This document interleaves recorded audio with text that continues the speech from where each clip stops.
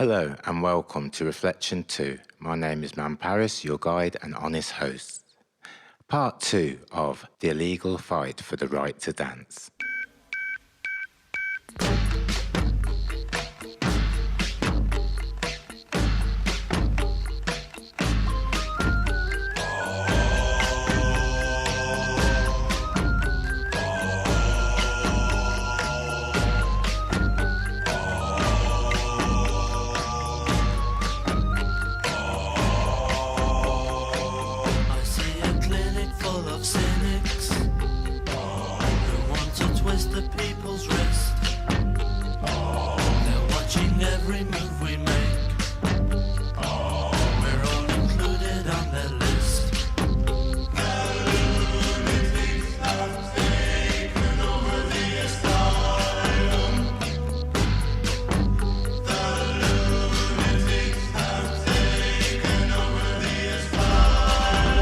Michael Wilson gives his thoughts. Football violence was massive in those days, and territorial violence was massive. The cities were fighting each other. People from Coventry go to Birmingham to have a fight. Birmingham come to Coventry to have a fight. Then you go to Leicester to have a fight.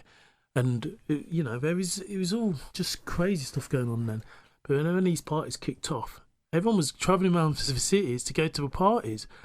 Once these guys were all fighting each other, were enemies, they all become friends. And when you look back at it, you think, why would anybody want to stop that progression where these rivaling factions have come together, sorted out their issues, and are living in harmony?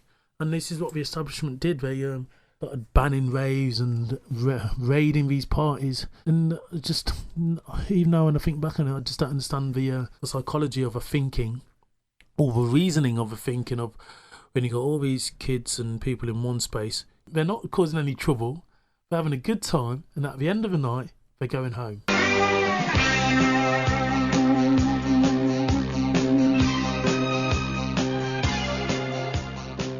David Bam Bam Liner stops back. In the 80s, it was all about football violence, wasn't it? Coventry would be playing Leicester, you'd go over there, you would end up having a scrap with all them, and you go to Birmingham, you'd be fighting against them. Leicester would play Birmingham and they'd be fighting. And then the rave scene come along and it chilled everybody out. People that I was fighting with a year before, I was sitting drinking with them and having a chat with them, putting my arm around them, telling them how brilliant they were. And remember when we had this fight on this bridge and this, and just crazy. That's how the rave scene changed everything. Kieran Fivey explains. It brought a lot of barriers down of a lot of people in the city and in the UK. A lot of people it was like a bit of a light bulb moment where, God, I don't have to be this big hard man anymore. Lads who are leaders of football, Simon Harris, the baby squad, one of the country's top boys, chilled out, big 6 foot strapping Rastafarian type fella, been a real good friend of all of ours and Bam's, Nev's for many years. That's the one real instance that you could see.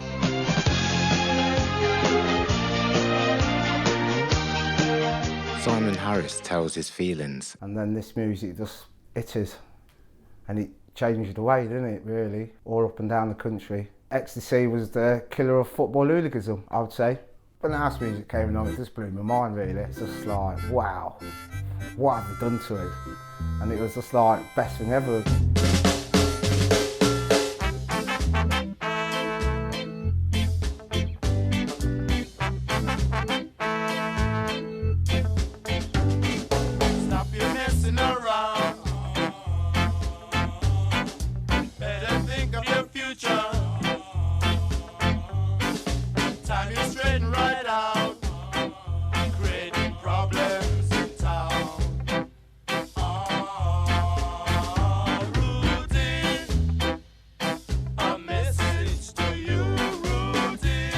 Ended up doing this one at this barn, but it come through a little.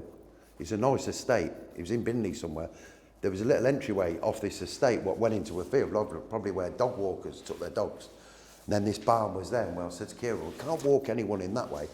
And he went, look at the fucking driveway, Bam, it's about 2 miles long. We can't have them walking up there. It's pitch black.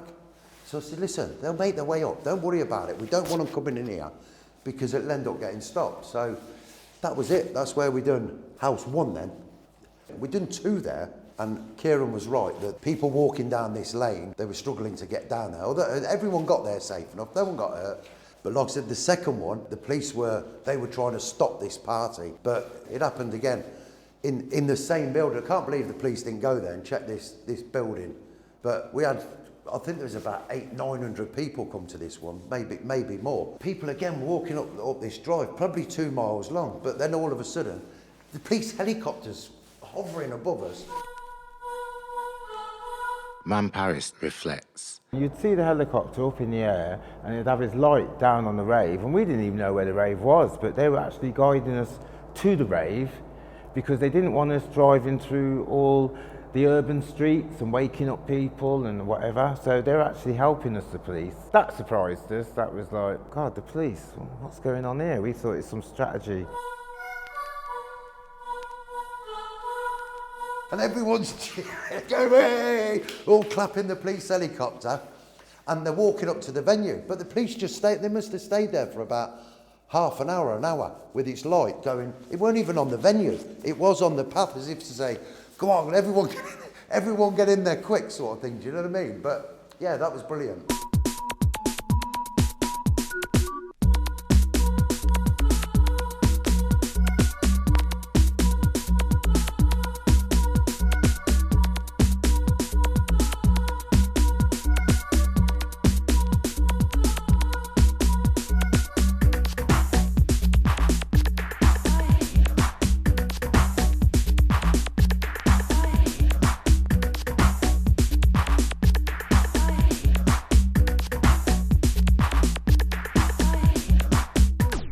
DJ Dobbo looks back. And it was like that's when the police helicopters turned up, and because the whole thing blew, the electrics blew. It was like there was no music.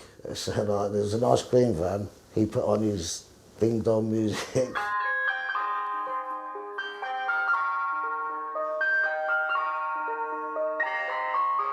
One memory of one party was when the sound system went down, there was an ice cream van, and that was the only thing because it was powered from its own engines. The music kept playing, so the ice cream tune just kept playing and playing and playing. And due to the happy state I was in and the happy state of the people around me, everyone just kept dancing to this ice cream machine because we just thought that was the music. And then the music kicked in. And don't know how many minutes later. It seemed like for an age.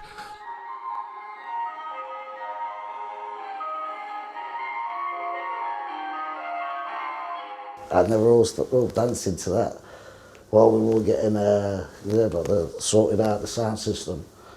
The helicopters were out, the police were out, but they couldn't stop it. Everyone was there. Jack Brown remembers. And so when this like scene exploded, and it kind of drew people away from, you know, the city centre nightclubs where it went unheard of to get your fucking head filled in, or, you know, to go out and party without fear, because, you know, everyone jumped on it. And again, it didn't have any social stigma. It attracted people from literally all walks, you know, rich, poor, black, white.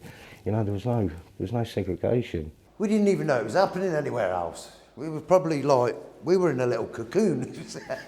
We were just in our own little world. We just had Jeff and Dobbo and people like that at this time. We didn't know it was happening anywhere else until later on, sort of thing. So yeah, we were more or less standing on our own. I did used to be MCing while I was DJing, and I just used to be getting them hyped with one-liners. Come on, party people in the place, make some noise. Just stuff that I thought would buzz me.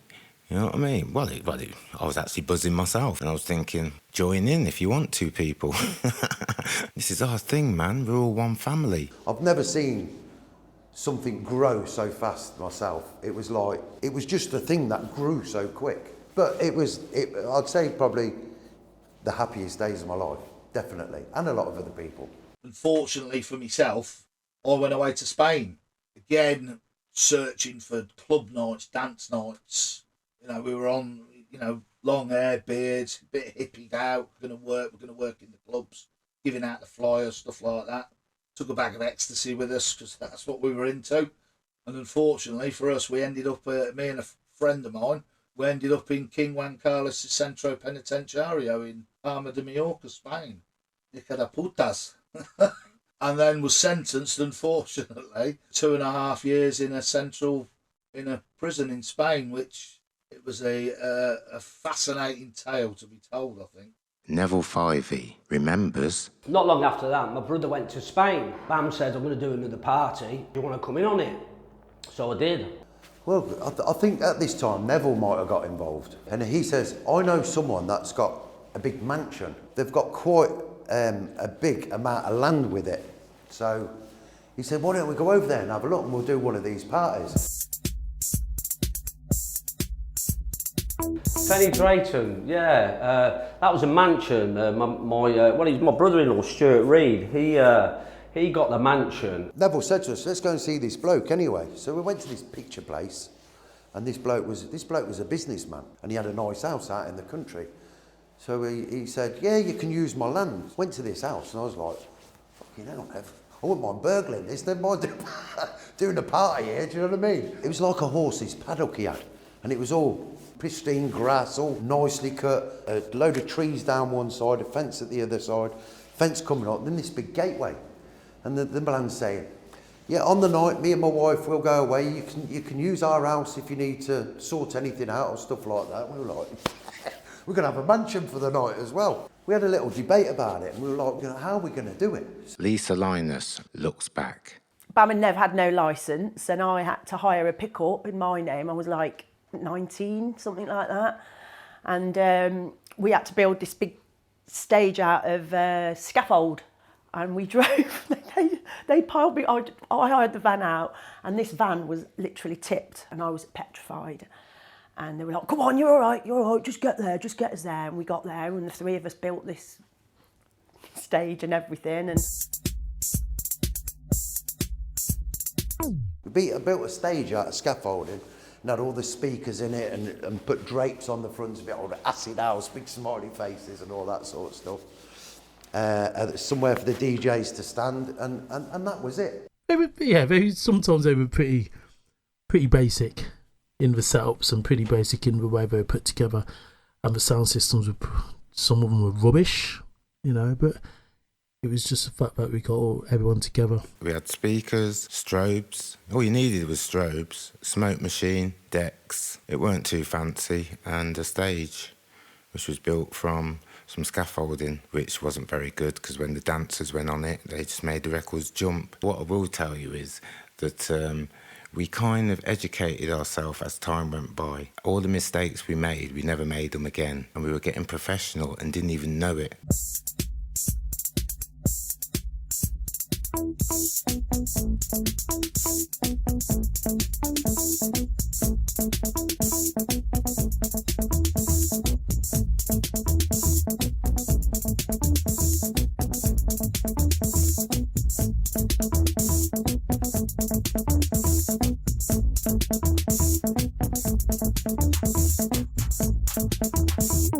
That was just like another level again. The one at Canal Road we done, and House 1 and House 2 in this derelict barn sort of thing. They were nothing on this one. This was an outdoor. It was the summer. It was red hot, and that's when everyone was saying, "Oh, the summer of love," and that was amazing. That was amazing. DJ Frankie Bones from Brooklyn, New York, explains in his own way. You guys had rave in the UK, which connected the acid house thing. We were just making the music and throwing these half-baked parties that didn't work because people weren't into it in America. So I started this thing called Bones Breaks. We only sold 3,000 worldwide on the first one. Now London just wants 10,000. What's going on in London? And you guys had discovered rave, and a lot of my early music, was being played by DJs. That's when I got the call to come over to the UK to play at Energy in 1989. It was just such a fascinating time, for everybody. I think what happened with you guys here, you had a really warm summer here in the UK. It was absolutely like probably one of the hottest summers on record. So everybody wanted to be outside. And what better way than to be out in some field with this music coming out of speakers, and everybody's, in love with each other, hugging each other. Just such an amazing time for music and for culture. It was really just something that if you didn't live it, you wouldn't know. But I mean, it's still going on to this very day. We started to get a lot of people from Birmingham, Coventry, Rugby. At this time, Our organisation was starting to grow, our DJs were starting to grow. Part of the buzz was there's a acid party tonight, but no one knew where it was bar us. So, you know, then we used to get set up. We set up a little stage in the garden of this mansion. We had convoys of people coming in. I'm never at the house, and I had to go and meet people at the Bantam and lead the convoy to the do. And that was a mad one because the police came and... Me and Neville were just chatting and looking and like thinking it's going to be wicked in here, isn't it, Jeff? And I'm like, yeah, Nev. And then he goes, did you see that? And I goes, what? See what? He goes, in the bushes there. And there was police in the bushes with dogs spying at us. Someone had told them that the party's going on, but what they couldn't do anything about was the fact that it was private land and it was just a party and we had permission. The police were trying to stop it, sort of thing, do you know what I mean? So there was this country road down towards this mansion. The police had blocked off one end of the road and to the other end of the road. And we thought that was it. There was no more people getting in, no one getting out, and they were gonna stop this party. People just kept coming and saying, no, the police are fine. The police are fine with it. They're not going to stop it or anything. They're just telling everyone that, you know, you need to be safe. It was more about people's safety and people's welfare that the police were more interested in. As the night went on and more people got there, they opened the roads up and the police come down. They were standing at a gate watching everything, having a laugh with us and that. And everyone's like dancing all off their heads. The police go, look at the state of them. They're not hurting anybody. We say, no, well, that's what we're saying. They ain't hurting anybody. They might all be off their heads on whatever, but let them carry on with it. And the police says, well, we just seem to be doing something. We just seem to be, you know, we're doing something. We are trying to stop it, sort of thing. Where in London, they were stopping it. They were stopping big parties in London.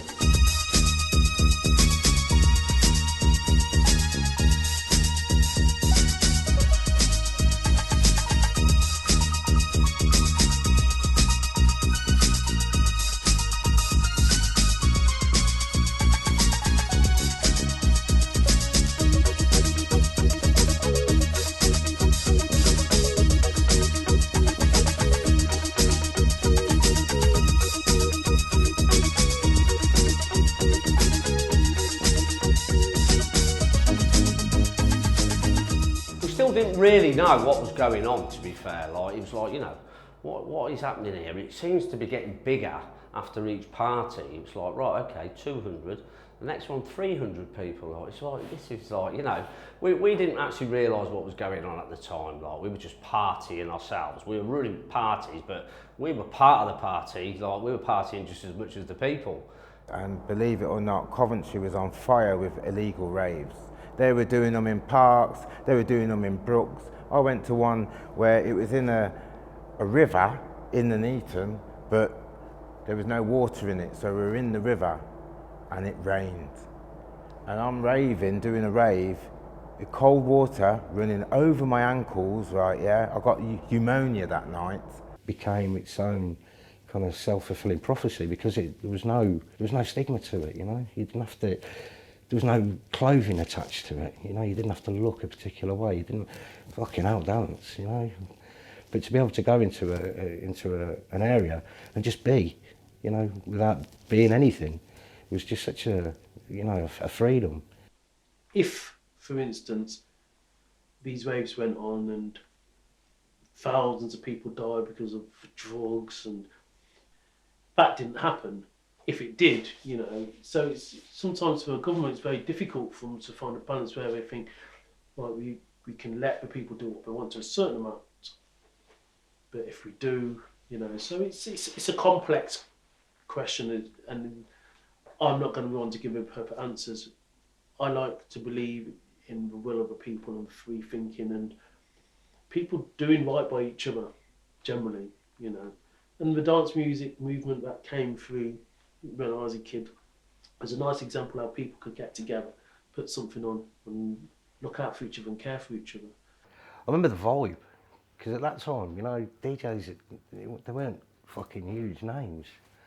You were going for the atmosphere and for the fact that it was illegal and the fact that it was fucking happening on, you know, on your doorstep. It is hard to explain. It was just good times. It was happy times, weren't it? We didn't come there for violence. We came there to have a good time, have a dance, have a pill. Back then, no one knew where the rave was. All you would get is you would get a ticket, and on that ticket it would say, right, you need to ring this number at 9 o'clock. So when you rang the number at 9 o'clock, it was always a recorded message.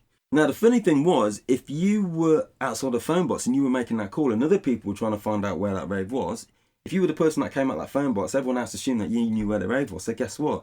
You look behind you and you got a queue of about 5 to 6 miles of people following you to where the venue was. Someone made the call. The police found out where it was. So here's me. So I've got my records. I want to go in. And it was really, really strange. Normally when the police found where it was before any of the music or anything was turned on, they just shut it down. This was really weird. What the police did is they had a copter out because they were actually trying to see where the venue was. Then they could send the cars to close it. But what we actually did is we actually followed the beam, which took us to where the actual rave was. We weren't businessmen, yeah. I wish I had been a businessman when I think about it now, but we were just party people. We were putting party on for the people. We were one of the people.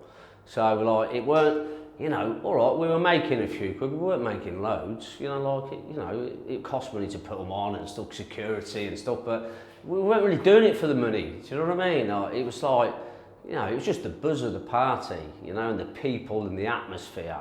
That's what it was all about.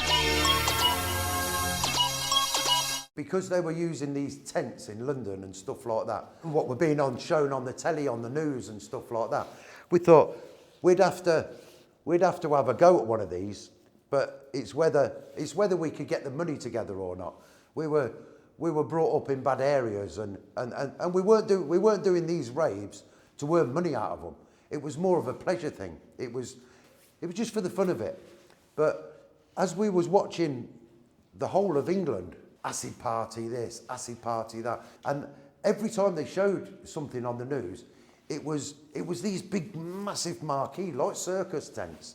And we were like, we can do one of them. Let's have a go at doing one of them. And we ended up speaking to some tent hire people and said, like, we can't pay you now, but we will pay you on the night. Because we didn't have the money to fork out for these marquees. I don't even know if we paid him in the end. Some lad that used to come to our parties, his dad was a farmer, and he was the farmer's son. And he come to us and he says, how about doing a party on my farm? I've got a massive farm. He says, my dad goes away on holiday for 2 weeks, so it'd be ideal to do it then.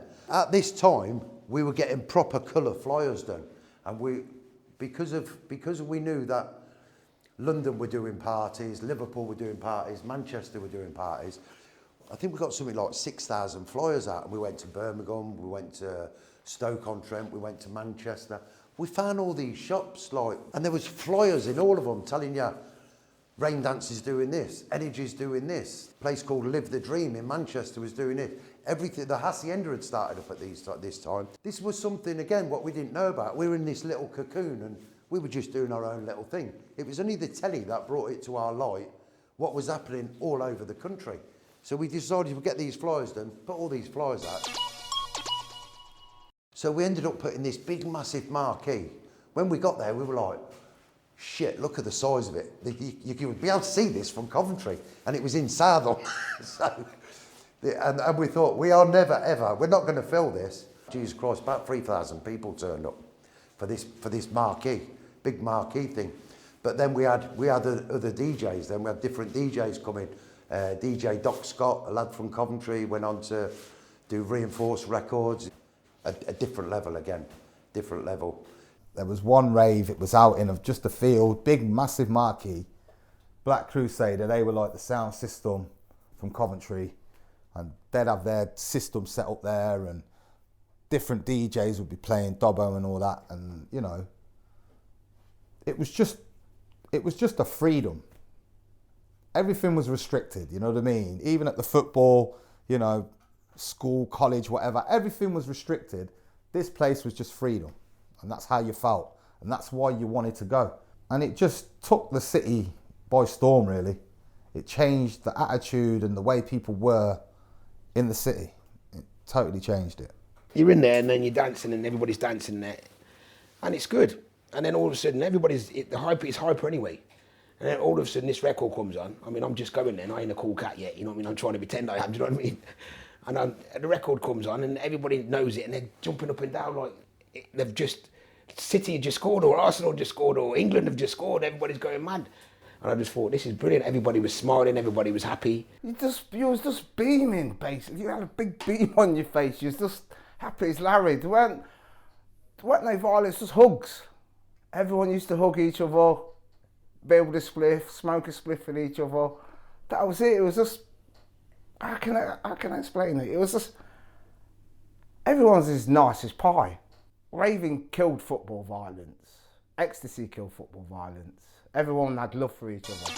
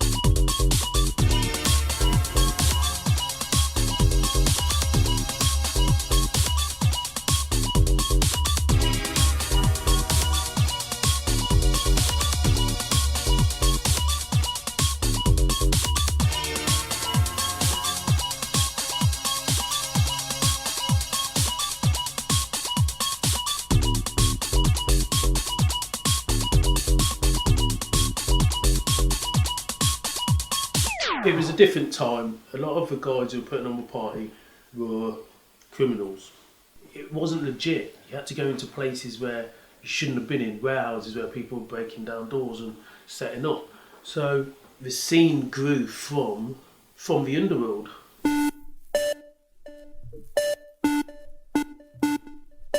After the marquee party, we thought, God, that was a bit too big. Do you know what I mean? We need to go indoors a little bit. If we're going to do another one of these events, we're going to have to have this big marquee again. The police will have helicopters out, and we thought we'd go back to indoors. Me and Neville had a little chat, and we says, look, why don't we look for somewhere?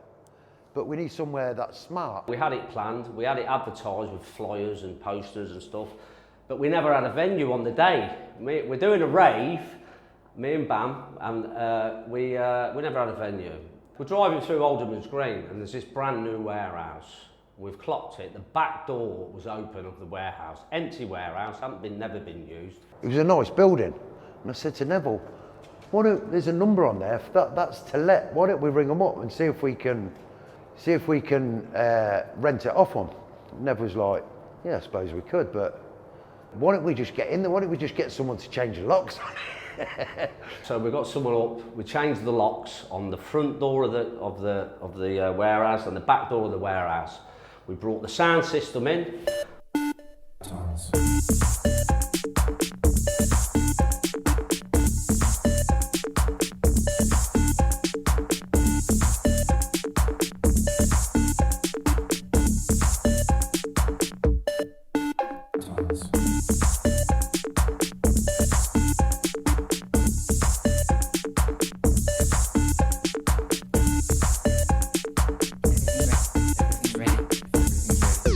I'm sure this is the first time we had Sasha, who played for us. I think we had Dobbo, I think Man Parris was there. First time Sasha, who's now an international DJ. He was a warm-up DJ for Graham Parks and Mike Pickering at the Hacienda. And we told him about what we were doing and stuff like that. Sasha was a proper down-to-earth kid, do you know what I mean? He was straight away, he says, yeah, I'll come to the Midlands. So he turned up and looked at this venue we had and it was like, wow, fucking hell, this is wicked. And that was the first time he ever played for us. It was the first time we ever had someone from the north or the south of England playing for us. And it was like a massive thing. He was a Hacienda DJ and he came and it was a different kettle of fish. he just made the night. You know, he played for probably 2.5 hours, 3 hours, and just absolutely made this night. As I say, band didn't tell me everything because he knows what a worrier I'd be, but they somehow met somebody at the Newage. This is my input of it. Met somebody that had keys to the Newage, and they got the locks changed, and they got a fake contract typed up. So when the police turned up, they'd got this contract and they'd got keys. I don't know how they managed to change the locks or anything like that, but we shouldn't have been there. And that's when I remember Sasha being there at the Newage. That was in like the Backerwood End, the industrial estate that runs through there. That was mad. And the ice cream man was in that one as well, in his little van. We had a bent contract signed up, typed up, and we had a front man to go out, and when the police turned up, what's going on here, lads? Yeah, oh, we're having a party, and the front man was who now runs, who's a big, massive promoter that's putting big events all around the UK at the minute. He's done odd beat. Anyway, he went out to the police with the contract. Hello, officer. Yeah, we've been hired this warehouse for the night off the owners. Yeah, the police looked at the contract. Okay, yeah, everything's in order. See you later. So they went. We carried on, done the best rave going, like in this warehouse. We had convoys of cars coming from everywhere for this party, and we done the party. It was amazing, and we actually cleaned the warehouse in the morning of all traces of anything. It was spotless when we left that warehouse. You know, like you wouldn't have even known we'd done a party there. Welcome. Welcome. Welcome. Welcome. My name is Gino. Latino.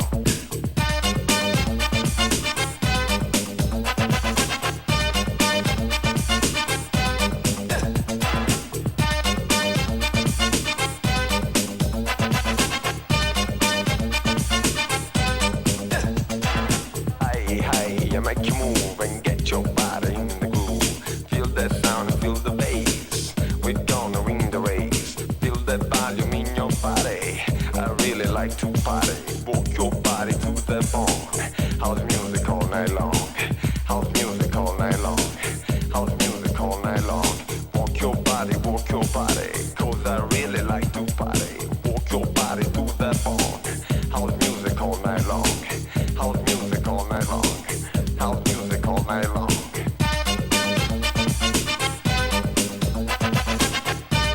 Yeah, I like it. Yeah. All right. This would have probably happened years ago when Teddy Boys and Teddy Girls come out. My mum and dad was a Teddy Boy and Teddy Girl, and it was all about music. Free love and all that sort of stuff. Then the rave scene it's just a different stage through life, isn't it? Rock and roll, Teddy Boys and stuff. That was a short-lived thing. The hippies was a short-lived thing. Look at the rave scene now. The rave scene started in 1980, 88, and it's still going now. I don't think there's ever been anything that's sort of lasted so long. Listen, you know, back in 88, 89, when MDMA landed, it was just a game changer. You know, there was you know, a lot of guys that I knew that suddenly had a lot of money. And, you know, they were selling these you know, your pills and your weed and all that type of stuff, because that's what people did. You know, listen, you know, you got to remember back in the 60s, a lot of people were taking, you know, LSD. Even the Beatles sang about it. So in the 90s or the late 80s, early 90s, you know, it was just a thing. It wasn't out of the norm to go to a rave scene and everyone on drugs. It was just one of those things that happened. If the rave scene didn't come about, I think I'd probably be dead or I'd be in jail, because it tied me into something. I don't know what road I was going down as a kid. That mentality was just so brave of its time, you know, because to actually have the bollocks to go out and do that, and have the brass neck to front it, you know, if the old bill turned up, and get away with it was just incredible. Showed an incredible amount of courage. The old bill didn't they instigate like the pay party unit. which was like, they were dedicated to infiltrating and stopping and, you know, fissing parties. And I just thought, how fucking brilliant is that? So a dedicated unit investigating kids having fun. You know, it stratosphered off. You know, the whole of the country was into rave. It was on the TV. It was helicopters. It was flying above events that were taking over fields. Cool. It was a fucking explosion, wasn't it? Of acid house. The whole of the country, the youth of today, of that day, just gripped it and like, let's go with it. It was a steamroller. I don't think the authorities and the establishment looked at it and thought, what's going on here? Where there's no violence, there's no trouble, everybody's off their tits. I mean, I was scared. I was obviously scared for BAM because I didn't want him getting into trouble or anything like that. But BAM was always quite back. A lot of people didn't know that BAM was actually the founder of Amnesia House, to be honest, because he always kept himself back. It was more Mick and Nev that once Kieran went on his holiday, Nev sort of come in and took from Kieran. And it was scary because they got writs served on them. It was scary, and then we just couldn't understand why it was such a bad thing that, you know, there was hardly any trouble. And I mean, I get that there had to be some sort of policing over it, you know, but to make it how hard it became in the end, it was quite sad. Yeah, then it went on to New Year's Eve, one called New Year's Eve Extravaganza, where someone said to us, they've got this venue, it's massive, they've been working there, building it, and we were like, yeah, well, come and have a look at it. We went and had a look at it, and it was like, Jesus Christ, it was too big. It was absolutely enormous. It's probably 5 times bigger than anything we'd ever done. We thought, we can't put a sound system in there, what we've been using, because it wouldn't have been any good. So we had to talk to our sound system people and get bigger lighting shows. We had an Arctic lorry with speakers on the back, all the decks, generators on it. It was a big thing. The police knew, like the likes of me, BAM, Mickey Linus, you know, like we were doing these raves. I got a knock at the door on the morning of this rave and served with a writ. If you hold any parties in Coventry, you will be like arrested, fined, you know, like I had a writ against me. So I thought, well, okay, well, we weren't actually doing this party in Coventry. We had a massive warehouse in Rugby, yeah? Now, this rave, we've been promoting this rave for quite a while, like, you know, a bit longer than before. People were coming from all over the country for this party. This was going to be big. This was going to be for 10,000 people, this was. They were coming. Whether someone had told the police that where it was, because at this time there was no one really near the venue. It was the 0898 number that was guiding people in. The music was going, but it wasn't loud, it was all low, the smoke machines were going, lasers were going, it was like, right, cracker, this is it, this is brilliant. This is another one we're going to pull off. ITV actually promoted the event for us by saying, do not turn up to this party will be stopped, putting it on the TV. Thinking, well, great advertisement for us, you know, like, you know, this is wicked. So anyway, on the morning of the rave, obviously I weren't moving because I was being watched. So we had the sound system, which was Crusader Sound. They were black lads that had a sound system. They used to do it in hill fields and that. So they had the van all loaded up with the sound system, but the police were plotted on every exit out of Coventry. Managed to get the lorry there, drove a lorry in there, had it all up and running. We had people coming from Coventry on back roads into Rugby, coming up the motorway, coming from London. The motorways were just fully blocked. Everywhere was at a standstill, and they were all heading for this place. The sound system got followed by the police, and then the police raided us. But I wasn't actually there when it got raided. I was on my way, got the phone call. They opened the doors, the sound went on, and the police just came from everywhere. The shutters went up, police vans just drove in there, started driving at people. People were just running out. Everyone managed to get outside. The police drove the vans back outside, put the shutters down on the venue. And at this time, there was hundreds of people turning up then. There was people coming from all over the place. And then everything just erupted. There was like scuffles with police, people throwing things. It was just uproar. I think that was the sort of the start of the new beginning then. That rave didn't go on. The police had stopped it, I got it on my pager that they've stopped it. So we're all in this bunch, we're all waiting at the tally-o. And I thought, right, it's not on, I'm going. And they only followed me all the way home, all these ravers behind me. I couldn't believe it. Like, I'm like, yo, I don't know where the rave is, man. I've got all these people outside my house. The party got stopped, and there was 10,000 people coming to that party that night from all over the country. And that's where we would have been like, you know, like your Energies in London and that. Amnesia House then we were a name then, like Amnesia was massive. I mean, I think we ended up going to a party in Stoke Aldermore where they knocked all the flats through. You know, like, you know, from one flat to another flat to another flat. So we ended up doing a party in the flats in Stoke Aldermore. So, you know, we were gutted. That was the end of the New Year's Eve extravaganza. The police stopped us, and the police, they knew they'd done their job. If we'd have been able to do that one, there'd have been no stopping us.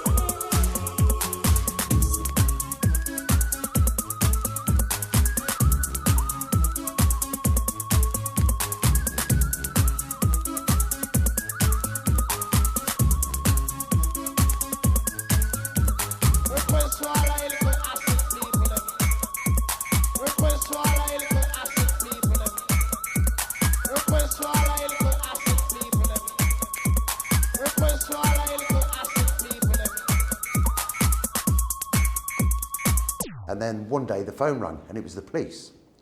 And he said his name and stuff like that. I'm from West Midlands Police. I'm part of the acid squad. Explained to us how he got the job, why he got the job. He wanted to speak to us. He said, look, I'm from Coventry myself. I'm the leading investigator over the whole of England to abandon these acid house rave scene. He said, you were the only people at the minute that we can't stop, and you're on my doorstep. I want to be able to come and meet you, talk to you, and give you an opportunity of being the first people to do all-night parties legal. And I was like, yeah, right, okay then, can we do this through a solicitor? Because we didn't want to just go and meet the police. We didn't know what we was up against, you know what I mean? So at this time, my brother Mick come into it. He sort of said to Mick, go on, you go meet the coppers. We don't want to meet them.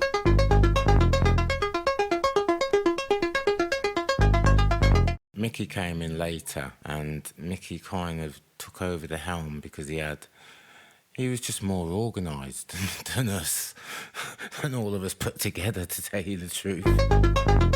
I remember it was my mum's birthday one time, and you know, all she wanted to do was like driving one of them soft top BMWs, and he let her have his for the day.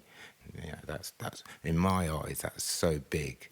You know, that puts you right up there in my VIP list, looking after my mother. But yeah, Mickey, I've got nothing bad to say about Mickey. He was a breath of fresh air when he came into the rave scene. He's the one who invented the membership, and that's large. When he done the membership bit, that means that we could send flyers to people's houses, direct to them, not having to like flood all the shops and everything. So you got to pay homage to Mickey Linus, definitely.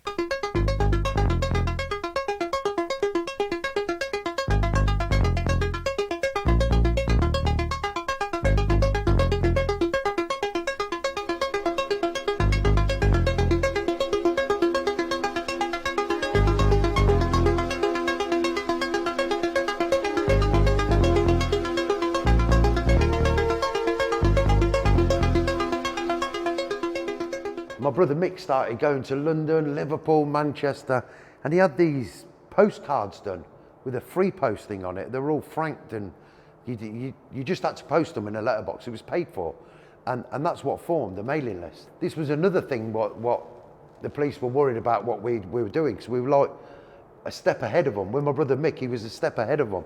and he had this mailing list, and that was spoke about as well with the police. He said, yeah, but we've got this mailing list.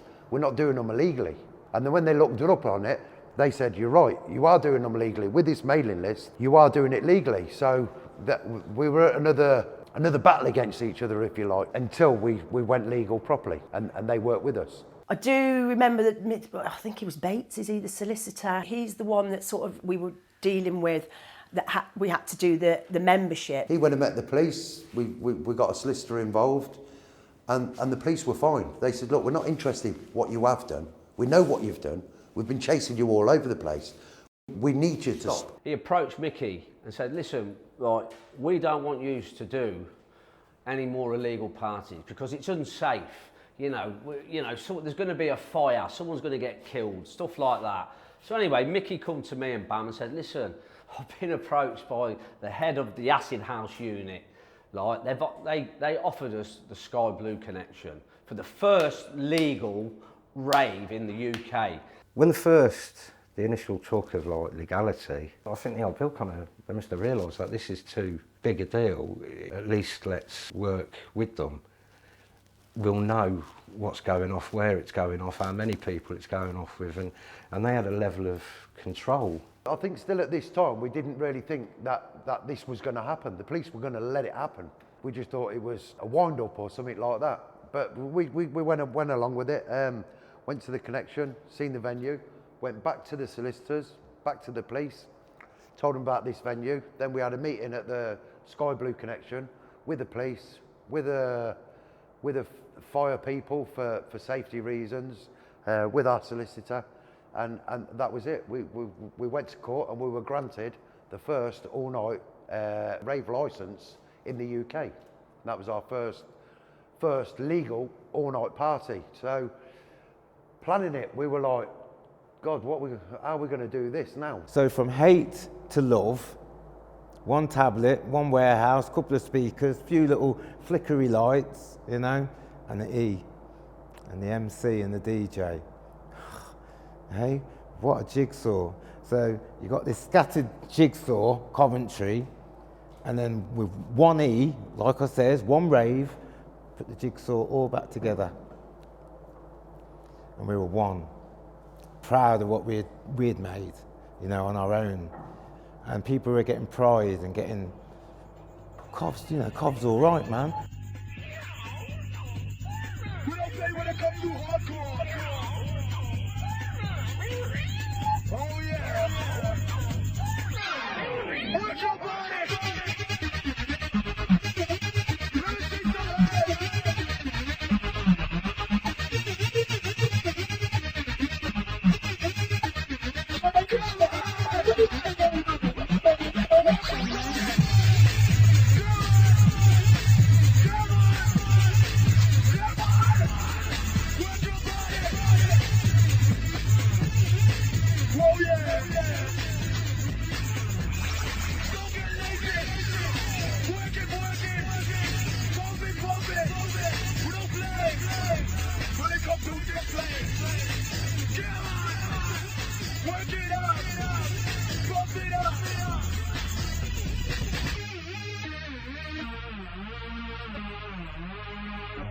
Thatcher!